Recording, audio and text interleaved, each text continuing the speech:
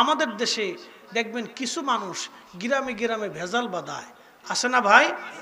এটা হলো অসুস্থ আত্মা। কি আত্মা? অসুস্থ আত্মা। দেখবেন কিছু মানুষ আছে সংসারে ঝামেলা পাকায়, অশান্তি বাঁধায়, এটা অসুস্থ আত্মা। আবার মাহফিল দিবে, কিছু লোক কবে এত ওয়াজ দিয়ে লাভ কি? ওয়াজ দিয়ে কোনো লাভ নাই, খালি হুজুররা টাকা নিয়ে চলে যায়। কিছু লোক এই কথা বলে, এটা অসুস্থ আত্মা, এরা অসুস্থ আত্মা। আমার দিকে তাকান, অনেকেই কি আসেন, জি জি বসেন। এই আমার দিকে তাকান, আপনারা কথাগুলি শুনবেন খুব মনোযোগ দিয়ে। অসুস্থ আত্মা। এই কিছু মানুষ আছে দেখবেন খালি আলেমদের হাদিয়ার দিকে তাকায়। আচ্ছা আপনারা আমার দিকে তাকাবেন তো, অনেকে আমাদের হাদিয়াটা দেখে। আমার দেশে যারা গম চুরি করে, চাল চুরি করে, ডাল চুরি করে, তেল চুরি করে, বেগুন চুরি করে, এগুলো দেখেন না কে? আসতে কন কেন, জোরে বলেন। শত শত লক্ষ লক্ষ হাজার হাজার কোটি টাকা পাচার করে দিয়ে সুইস ব্যাংকে টাকা ভরিয়ে বেগম পাড়া বাড়ি বানাইলো, তাকে দেখেন না কে? বাংলাদেশের সুন্নি জামাতের কয়জন বক্তা হাদিয়া পায় দেখেন তো আমারে, কয়জন? গুনেন, সারা বাংলাদেশে গুনেন আপনি কয়জন। আমি পরিসংখ্যান দিচ্ছি। আপনার তো আমাদের অনেকেই, সবাই না, অনেকেই আমাদের হাদিয়ার দিকে তাকে, হুজুর অনেক টাকা নিয়ে গেল, হুজুর বিলিয়ন কোটি কোটি টাকার মালিক হয়ে যেতেছে। কয়জন আছে বাংলাদেশে দেখেন হাদিয়া ভালো পায়, কয়জন আছে? আপনি গুনতে গুনতে দেখবেন 1 থেকে 200। কি হুজুর ঠিক আছে না? 1 থেকে 200 সুন্নি জামাতে। বাকি কমই ভাইরা যারা আছে এটা বাদ দেন, তাদেরটা রাখেন, তাদের ওরকম 1-200, আমাদের 1-200, অন্য যারা আছে তাদের 1-200, সব মিলে 5 থেকে 600 আলেম এই ওয়াজ নসিহত করে মোটামুটি একটা ভালো পয়সা পায়। বাকি ইমাম সাহেবদের বেতন কত? কোন আপনার যে হুজুরদের হাদিয়া দেখেন, ইমামের বেতন কত? 5000। যদি একজন ইমামের 5000 টাকা বেতন হয়, তাহলে আমি আপনাদেরকে আজকে পরিসংখ্যান দিয়ে যাই, তাহলে দিনে কয় টাকা পাইলো? 200 টাকা পড়ে না। এই 5000 টাকা একজন ইমামের, তার স্ত্রী আছে, সন্তান আছে, এই 5000 টাকাতে কি হয়? আমার দেশের অনেক ছেলেপেলেরা 5000 টাকার ওই 7 দিনে খরচা করে। এই কথা কর না কেন? উচিত কথায় মহায় বেজার হয়, গরম বাতি বিলাই বেজার হয়। এই আপনি 2-4 জন আলেমের হাদিয়ার দিকে নজর দিলেন, ইমাম সাহেবের বেতনটা কম, এই কথা বলেন না কেন? আপনার উচিত তো ইমাম সাহেবের বেতন কম, সমাজে ইমামের বেতন বাড়াইতে হবে। 5000 টাকা একজন ইমামের বেতনে কি হয়? 10,000 টাকা একজন ইমামের বেতনে কি হয়? তার বাচ্চা আছে, তার স্ত্রী আছে, তার সংসার আছে, তার অসুস্থতা আছে, তার চিকিৎসা আছে, তার ভবিষ্যৎ আছে, তার স্ত্রীর শখ আছে, বাচ্চাদের শখ আছে, ভালো খাইতে মন চায়, ভালো ঘর বানাইতে মন চায়। 5000 টাকা সারাদিনে 200 টাকা রুজি একজন ইমামের জীবনে কি হয়? এগুলি একটা নীরব জুলুম, এগুলো তো নীরব জুলুম, এগুলো নীরব জুলুম তো। আচ্ছা আপনাদের আমার দিকে তাকান, প্রত্যেক দিন যে বেটা ভিক্ষা করে কয় টাকা কামাই করে? কোন 400 থেকে 500 টাকা কামাই করে না ভিক্ষা করলে? তো ভিক্ষুকেরও যে কামাই আছে, ইমাম সাহেবেরও সেই কামাই নাই। আবার অনেকে আছে এই ইমামের চাকরি খাওয়ার জন্য খালি উঠে পড়ে লাগছে, ফিসে লাগে থেকে ইমামের চাকরি কেমনে খাওয়া যায়। আর কমিটির কারো নামে যদি দোয়া না করে তো ইমামের চাকরি শেষ, বাস ওই ইমামের পিছনে লাগিয়ে গেল, শুরু হয়ে গেল খুচাখুচি, ইমামরা কেমনে খাদাইবো তারাইবো, খালি এই চিন্তা করে, কিন্তু বেতন কেমনে বাড়াবো এই চিন্তা নাই। আচ্ছা একটা বিড়ির দাম কত? 5 টাকা। একজনে একটা বিড়ি কয়টা খায় প্রত্যেক দিন? 10টা বিড়ি ধরলাম, তো 10টা বিড়ির দাম কত? 50 টাকা। আচ্ছা 2 কাপ চা যদি খায় তাহলে 10 টাকা, 2টা পান যদি খায় আরো 10 টাকা, তাহলে 70 টাকা। তাহলে মাসে তার কত খরচা গেল? 2100 টাকা সে বিড়ি পান চার পিছনে খরচা করছে। বাবা এই মসজিদের ইমাম সাহেবের বেতন বাবদ 200 টাকা দিতে গেলে 6 মাস ঘুরায়। এই কি কথা কন না কেন? এবার আসেন জায়গা মতো। ওয়াইফাই বিল কিন্তু 500 টাকা ঠিকই দেয়, ডিশের বিল 500 টাকা ঠিকই দেয়, বিড়ির টাকা ঠিকই দেয়, খালি ইমামের টাকা চলে না। এই বেলায় গেলে খালি হুজুররা টাকা নিয়ে চলে যায় নাকি? এগুলো সব শয়তানের অসুস্থ মস্তিষ্ক, এগুলো সব অসুস্থ। আর কিছু অসুস্থ ব্যক্তি আছে, এরা খালি কেবল মাহফিল দিয়ে লাভ কি, মাহফিল দিয়ে লাভ কি? তো মাহফিল দিব না, মানুষ কি চুরি করবো নাকি? গান দিব নাকি? নর্তকী এনে নাচাবো নাকি? এই ওয়াজ শুনে শুনে এদেশের বহু সুদখোর, বহু চোর, বহু ডাকাত, বহু লুচ্চা ভালো হয়ে গেছে। কি কথা কর না কেন? কে বলছে মাহফিলে হেদায়েত হয় না? যারা বলবে মাহফিলে হেদায়েত হয় না, এই চোর বাটপার সিটার কোথাকার। কে বলছে মাহফিলে হেদায়েত হয় না?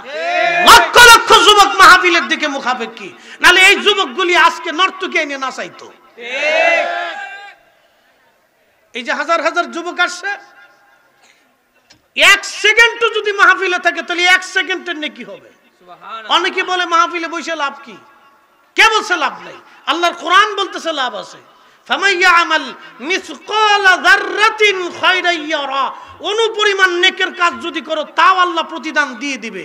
একসাথে বলবেন, একসাথে বলেন না আল্লাহু আকবার। তাহলে কোরআন বলে মাহফিল করলেও লাভ, মাহফিল দিলেও লাভ। আর বান্দা কইতেছে লাভ কি? ওর শয়তানি খালি টেলায় আর খালি খুশায়, খালি তুই কইতে থাক, কইতে থাক। ভাই মনে কিছু নিয়েন না। এই বাংলাদেশে কয়জন আলেম এরকম হাদিয়া পায় বলেন তো? লক্ষ লক্ষ ইমাম আছে যাদের 5,000 টাকা বেতন, 10,000 টাকা বেতন। আবার দেখা যায় এই ইমাম সাহেবরে কেউ যদি 500 টাকা হাদিয়া দেয় মিলাদ শরীফ পড়ে, তাহলে ফের মনে করেন ওই জায়গায় নজর চলে গেছে, কারি হুজুর কত টাকা পাইছে, ওরে শয়তান কোথাকার, এগুলোর জুতা দিয়ে বাইরেনের দরকার। বেটা ইমাম সাহেবের 500 টাকা হাদিয়ার দিকে তোমার নজর চলে গেছে, শয়তান কোথাকার।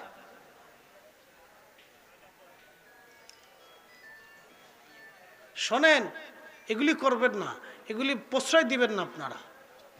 এই যারা এগুলি সমালোচনা করে খুঁটিখাটি ধাক্কাধাক্কি করে, বুঝবেন এই সব কটা শয়তানের দালাল।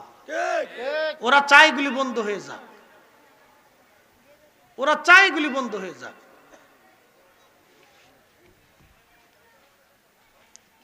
এগুলি ভাষায় বলার মতো কিছু নাই তো, কি বলবেন এগুলি?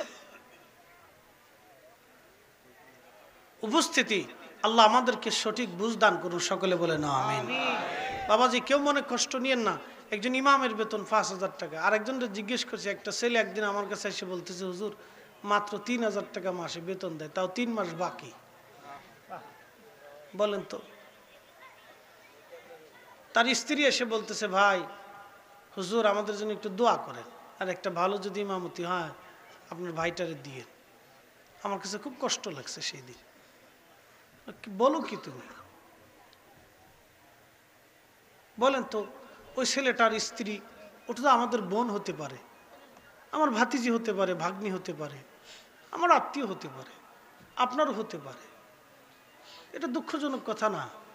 ওরা তো আশায় থাকে। আচ্ছা স্ত্রী নাই, পুত্র নাই, সব বাদ দিলাম, মা তো আছে, বাবাটা তো আছে, বৃদ্ধ বাবাটা তো সন্তানের দিক তাকায় থাকে, মাটা তো আশা থাকে আমার ছেলেটা ইমামতি করে মাসে একটা বেতন পায়, কিছু হয়তো আমার জন্য নিয়ে আসবে।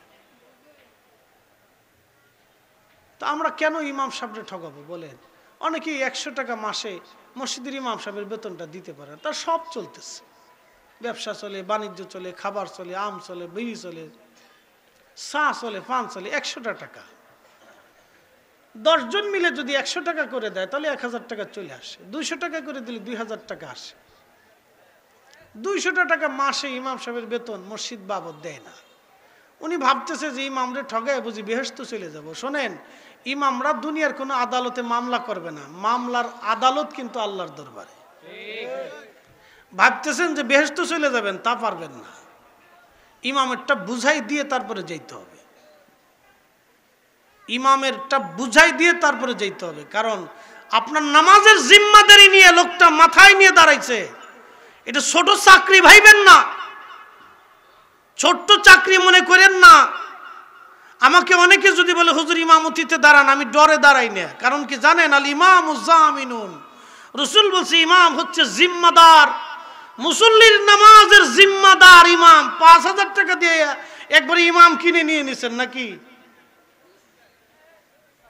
আপনার নামাজের জিম্মাদারি নিয়ে সে মাথায় নিয়ে দাঁড়াই গেছে, আপনি তাকে কি ভাবতেছেন? 5,000 টাকা দিয়ে একবার কিনে ফেলছেন নাকি না গোলাম বানিয়ে ফেলছেন? এটা করবেন না। ওনাকে শ্রদ্ধার চোখে দেখবেন, সম্মানের চোখে দেখবেন, ওনার সুবিধা অসুবিধা খোঁজ নেবেন।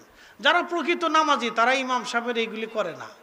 কিছু বেনামাজি সিটার বাটপার আছে, এরা এলে খালি খুচাখুচি করে, কথা কর না কে? এই সিটার বাটপার গুলি বাবাজি কষ্ট দেওয়ার জন্য বলতেছি না, আমি ইনসাফের কথা বলতেছি।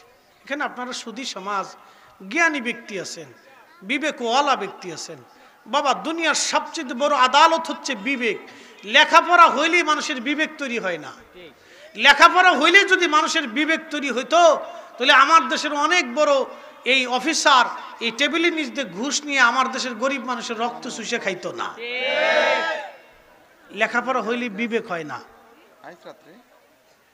অনেক বড় লেখা হইলেই বিবেক হয় না। যদি লেখাপড়া হইলেই বিবেক হইতো তাহলে এই যে 2 দিন আগে দেখলাম এই ঢাকা ইউনিভার্সিটি না কোন ইউনিভার্সিটির ছেলেরা, জাহাঙ্গীরনগর ইউনিভার্সিটির ছেলেরা এক স্বামীরে বেঁধে রেখে স্ত্রীর দর্শন করছে। ওরা মানুষ হইতে পারে, ওরা শুয়োরের চাইতে নিকৃষ্ট হয়, কথা কন না কেন? ওই মেয়েটা আপনার বোন, আমার বোন হলে কি হতো? প্রশাসনের উচিত এগুলোর প্রকাশ্যে ফাঁসি দেওয়া। এই কথা বলেন। আসেন চেয়ারম্যান, নারে তাকবীর, নারে রিসালাত। আমাদের প্রধান মেহমানের আগমন, আমাদের সম্মানিত চেয়ারম্যান সাহেব আসছে, আমরা বলি মারহাবা। ভালো আছেন?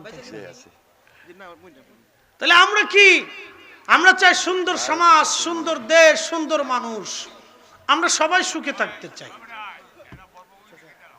একটা বিষয় চিন্তা করতে হবে, আমি একটা মেয়েকে